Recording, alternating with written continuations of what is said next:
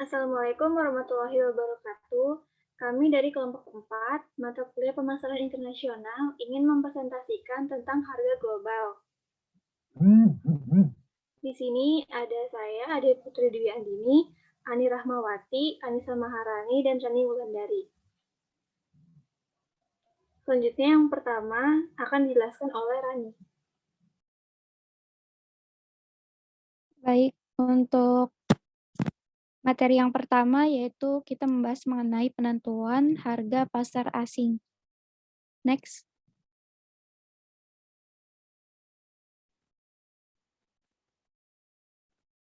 Nah, dari untuk menentukan harga pasar asing, maka ada 2 pertanyaan yang bisa menjadi acuan dan menjadi pertimbangan kita dalam menentukan harga yang nantinya akan dijual ke pangsa global, yaitu yang pertama, apakah konsumen mau membayar harga inflat untuk sebuah produk? Kemudian yang kedua, apakah harga akan membuat produk tidak kompetitif? Nah, jika jawabannya negatif, maka eksportir butuh membuat keputusan eskalasi harga. Eskalasi harga itu apa? Eskalasi harga adalah pertimbangan penentuan harga gitu. Kalau secara bahasa ini artinya peningkatan atau bisa juga dikatakan liquid. Nah, tapi kalau dalam eskalasi harga ini artinya harga ini ditentukan berdasarkan, faktor-faktor yang terjadi termasuk kendala yang dialami di pangsa global yaitu inflasi. Next.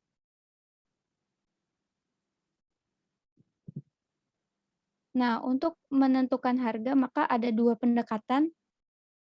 Terdapat 2 pendekatan dalam menentukan eskalasi harga. Yang pertama adalah menemukan cara untuk memotong harga ekspor, dan yang kedua posisi produk sebagai merek atau super premium gitu. Jadi, pendekatannya mau seperti apa nih yang menemukan kalau kita ingin mengurangi harga suatu produk di ekspor, maka ya gimana caranya untuk memotong suatu harga tersebut gitu. Tapi kalau misalnya harga itu premium, nah posisinya sebagai apa nih? Produk yang premium, yang super, atau yang memang sifatnya kebutuhan gitu. Jadi 2 pendekatan ini menjadi penentuan dalam melakukan eskalasi harga.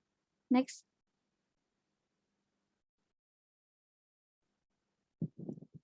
Nah, berikutnya adalah penentuan batas-batas harga dan fungsi penetapan harga. Apa sih fungsinya? Jadi yang pertama, ini untuk menjawab pertanyaan-pertanyaan gitu. Pertanyaannya apa saja? Yang pertama, apakah harga yang ditawarkan itu mencerminkan kualitas? Maka di sini harus dilihat lagi produknya, dan inilah tujuannya kenapa kita harus menentukan batas-batas harga. Dan yang kedua, apakah harganya kompetitif? Apakah harganya ini sama dengan produk-produk lain yang ada di pangsa global? Maka itu harus dipertimbangkan. Dan yang kedua, yang ketiga, sorry, perusahaan harus menjalankan market penetration, market skimming, dan lain-lain. Nah, ini nanti ini merupakan strategi ya, market penetration dan market skimming itu termasuk strategi yang diterapkan dalam pangsa global untuk apa namanya, melakukan sebuah penentuan harga dengan teknik tertentu. Jadi ada, caranya bagaimana gitu. Kemudian yang keempat, tipe diskon dan allowance yang bagaimana untuk ditawarkan bagi pelanggan. Dan yang kelima, apakah harga harus berbeda bagi segmen yang berbeda. Yang keenam, keputusan harga yang bagaimana yang harus diambil jika perusahaan menurun atau meningkat. Kemudian berikutnya, apakah harga ditetapkan perusahaan dilihat oleh pemerintah host country sebagai harga yang wajar atau eksploitasi. Nah, ini ya. Jadi ketika akan menjual produk ke luar negeri, maka dilihat lagi apakah harganya ini termasuk harga yang wajar yang dianggap wajar gitu oleh pemerintah negara tersebut, atau justru harga ini malah justru dianggap eksploitasi gitu. Kemudian yang terakhir, apakah hukum dumping berlaku di host country. next. Nah, ini tujuannya. Tujuan penetapan harga global. Yang pertama, ya tentunya untuk memaksimalkan laba. Dan yang kedua, memaksimalkan pendapatan. Yang ketiga, memaksimalkan pangsa pasar. Jadi bagaimana harga yang ditawarkan ini bisa meraih pangsa pasar yang besar, gitu, terutama di pangsa global. Dan yang keempat, untuk menstabilitas harga, jangan sampai harganya terlalu murah tapi malah tidak menghasilkan laba, ataupun sebaliknya, yang terlalu mahal malah tidak memaksimalkan pendapatan. Kemudian yang kelima, ini mencegah masuknya pesaing. Yang keenam, mempertahankan loyalitas pelanggan dan mendukung pembelian ulang. Artinya ada repeat order di sini. Dari harga yang kita tentukan gimana nih? Harganya bisa mendapat loyalitas dari pelanggan, tentunya dengan kualitas yang ditawarkan. Dan nantinya dari harga yang ditawarkan ini, konsumen ini nggak kapok untuk belinya, jadi ada repeat order gitu. Kemudian yang ketujuh, menghindari campur tangan pemerintah. Nah, ini berkaitan sama pajak ataupun apa ya? Kan kalau harganya kan nantinya malah ini ya jadi tanda tanya bagi pemerintah tersebut yang tadi, yang sebelumnya itu nanti malah dianggap eksploitasi. Jadi kita menghindari hal-hal yang nantinya oh pemerintah akan ikut campur nih karena harganya terlalu tinggi. Gitu. Oke, next. Nah, ini ada kebijakan penetapan harga global. Kebijakannya ada 3. Jadi kebijakan penetapan harga seperti apa yang harus dipegang oleh perusahaan global. Nah, kalau dipandang secara luas, 3 posisi alternatif ini yang dapat diambil oleh perusahaan untuk menetapkan harga. Yang pertama ada perluasan atau etnosentris, yang ini sebagai alternatif pertama disebut juga dengan kebijakan penetapan harga atau kebijakan ini mengharuskan harga suatu barang sama di seluruh dunia dan pengimpor menanggung ongkos kirim dan biaya impor. Kemudian yang kedua, ini adaptasi atau polisentris, yaitu sebuah alternatif kebijakan pendapatan yang mengizinkan manajer anak perusahaan atau afiliasi perusahaan ini menetapkan berapapun harga yang mereka rasa paling cocok dengan situasi yang mereka hadapi. Nah, kalau yang pertama tadi kan kebijakannya adalah mengharuskan suatu barang itu sama di seluruh negara. Nah, kalau yang kedua ini diizinkan gitu untuk manajer atau afiliasi perusahaan di negara lainnya untuk menentukan harga yang cocok, mana harga yang cocok. Kemudian yang ketiga, ini penemuan baru atau disebut dengan geosentris. Nah, pendekatan yang ketiga ini menggunakan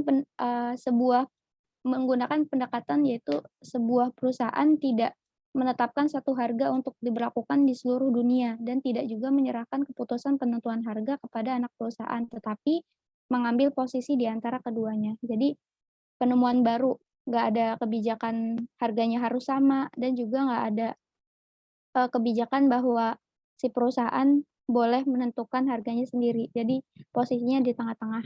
Artinya ada penemuan baru. Next.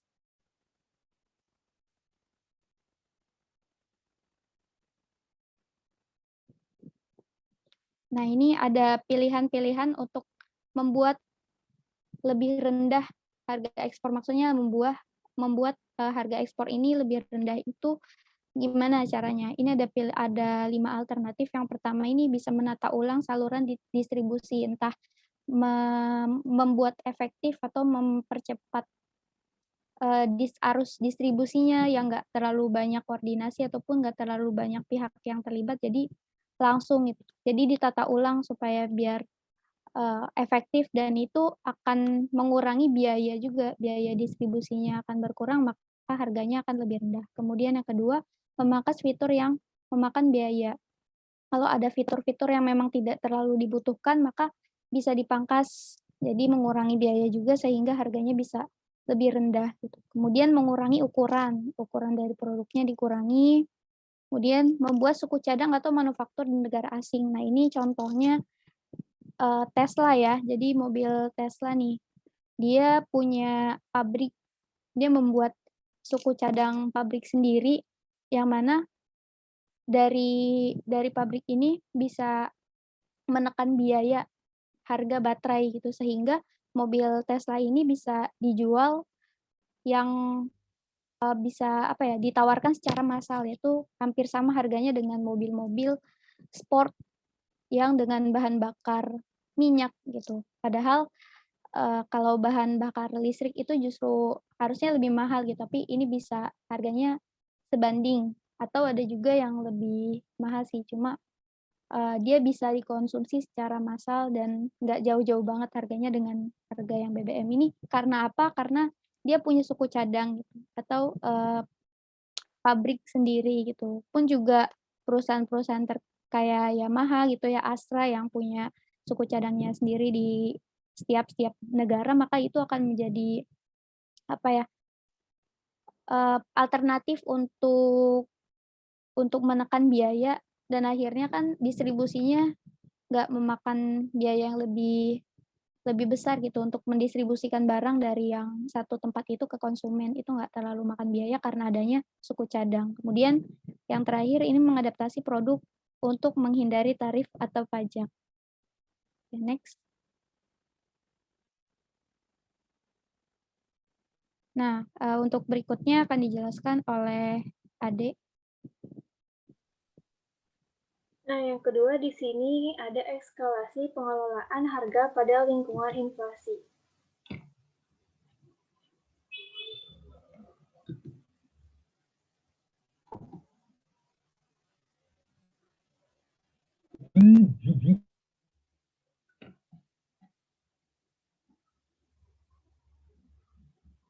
Yang pertama ada alternatif untuk menjaga harga dari dampak inflasi. Yang pertama ada memodifikasi komponen, bahan-bahan, bagian atau kemasan material.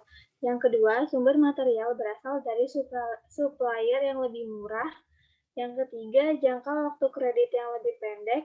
Keempat, mencantumkan klausal eskalasi harga dalam kontrak jangka panjang. Yang kelima, memilih harga dalam stabilitas langsung. Selanjutnya, dia mengejar inventory turnover yang tinggi dan menarik pelajaran dari negara lain. Perusahaan yang berhadapan dengan situasi kendali harga dapat mempertimbangkan adaptasi lini produk, menentukan segmen atau target, meluncurkan produk baru atau varian tertentu, negosiasi dengan pemerintah, dan memprediksi kejadian kontrol harga. Selanjutnya di sini adalah harga global dan perubahan nilai tukar.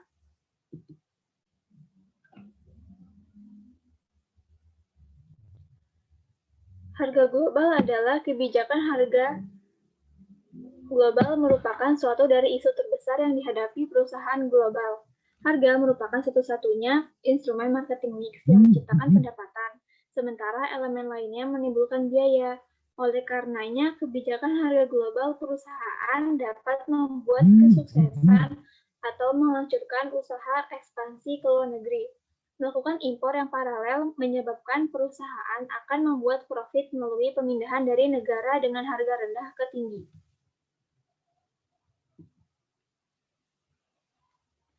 Selanjutnya di sini ada nilai tukar. Nilai tukar atau course exchange rate mempresentasikan nilai satu mata uang ketika dikonversi ke mata uang lain. Misalnya, nilai tukar IDR ke US dollar saat ini adalah 14.000.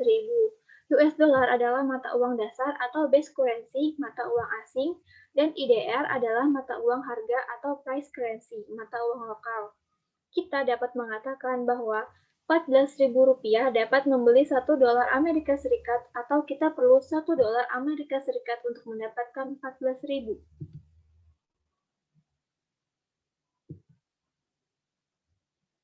Selanjutnya di sini ada faktor yang mempengaruhi perubahan nilai tukar. Yang pertama adalah perbedaan angka inflasi.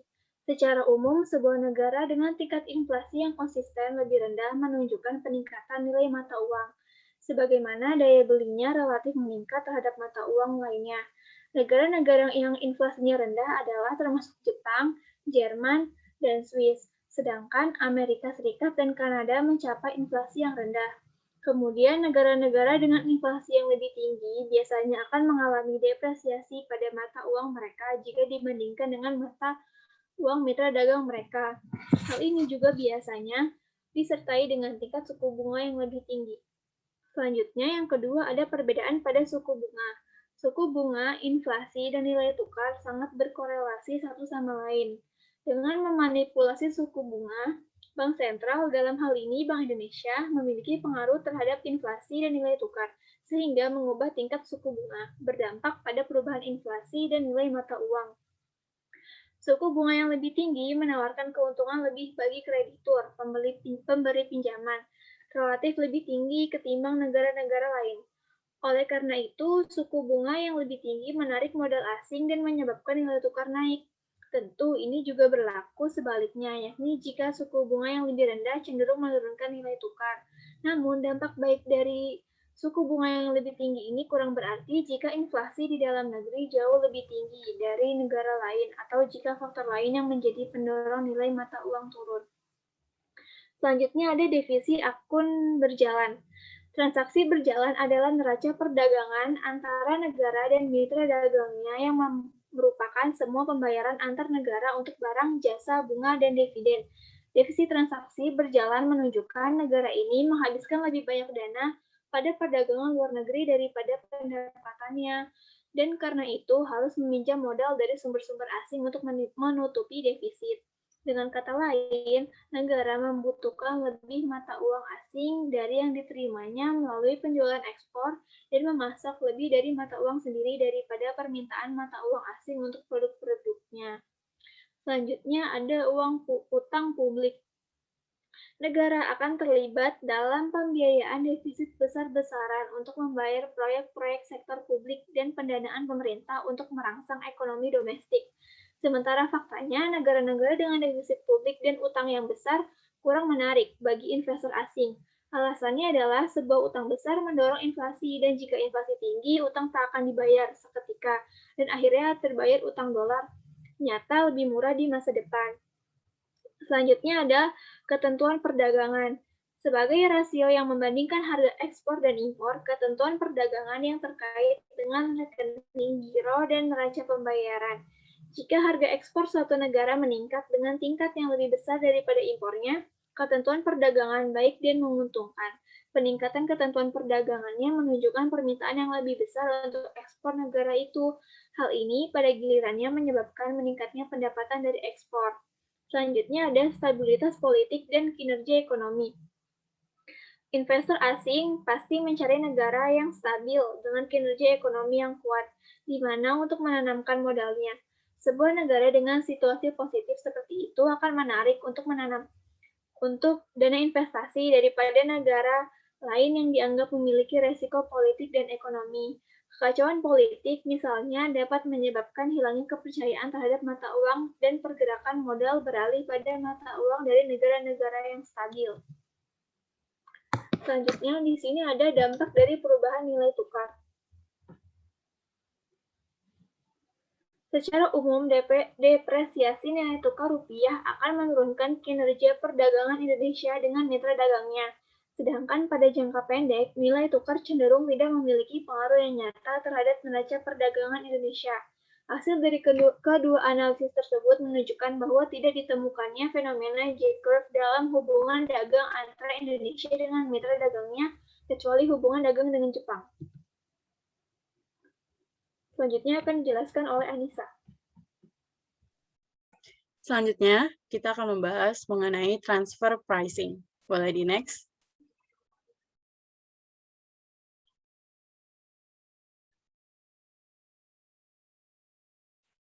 Nah, transfer pricing ini mengacu pada penentuan harga saat terjadi transaksi antara pihak terkait. Transaksi bisa berbentuk transfer antara perusahaan anak ke perusahaan induk, dari perusahaan induk ke perusahaan anak, atau transfer antar perusahaan anak. Transaksi atau transfer yang terjadi pihak terkait sering disebut juga intercompany transaction. Boleh di next?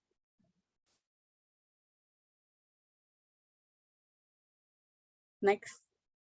Oke. Selanjutnya kita akan membahas tentang faktor pendorong adanya transfer pricing.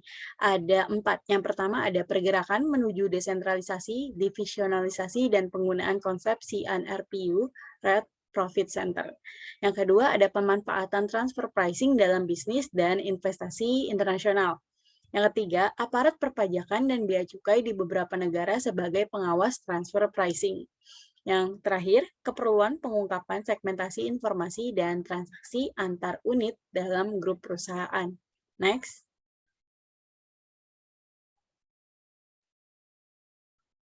Tujuan dari transaksi transfer pricing ada 7.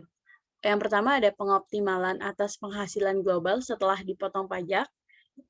Selanjutnya, mengupayakan keamanan posisi kompetitif sebagai evaluasi kinerja cabang perusahaan mancanegara untuk mengurangi risiko keuangan, membantu mengatur arus kas pada cabang perusahaan, untuk mengurangi beban tanggungan pajak dan bea masuk, dan yang terakhir untuk mengurangi risiko pengambilan pemerintah.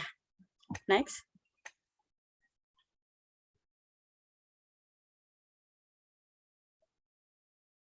Nah, di dalam transfer pricing ini ada 3 metode. Yang pertama, cost-based transfer price. Cost-based transfer price didasarkan pada biaya produksi dari barang atau jasa. Dalam transfer price tersebut termasuk profit margin bagi penjual. Yang kedua ada market-based transfer price. Di sini itu transfer price didasarkan pada harga yang diberikan kepada konsumen yang tidak berelasi atau ditentukan berdasarkan harga penjualan untuk produk atau jasa sejenis yang dilakukan oleh perusahaan lain. Yang ketiga, negotiated price. Transfer price merupakan hasil negosiasi antara pembeli dan penjual dan bisa saja tidak berhubungan dengan biaya atau harga pasar. Next. Selanjutnya akan dibahas oleh Ani.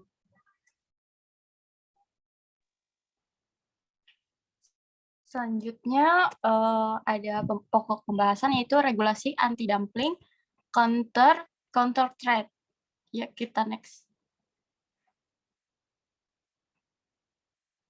Nah, di sini ada istilah-istilah yang harus kita ketahui dulu. Yang pertama itu dumping merupakan istilah yang dipergunakan dalam perdagangan internasional adalah praktek dagang yang dilakukan oleh eksportir dengan menjual komoditi di pasar internasional dengan harga kurang dari nilai yang wajar atau lebih rendah dari harga barang tersebut di negerinya sendiri atau dari harga jual kepada negara lain pada umumnya. Nah, sementara anti-dumping itu sendiri adalah sanksi balasan yang berupa bea masuk tambahan yang dikenakan atas suatu produk yang dijual di bawah harga normal dari produk yang sama di negara pengekspor atau pengimpor. Next.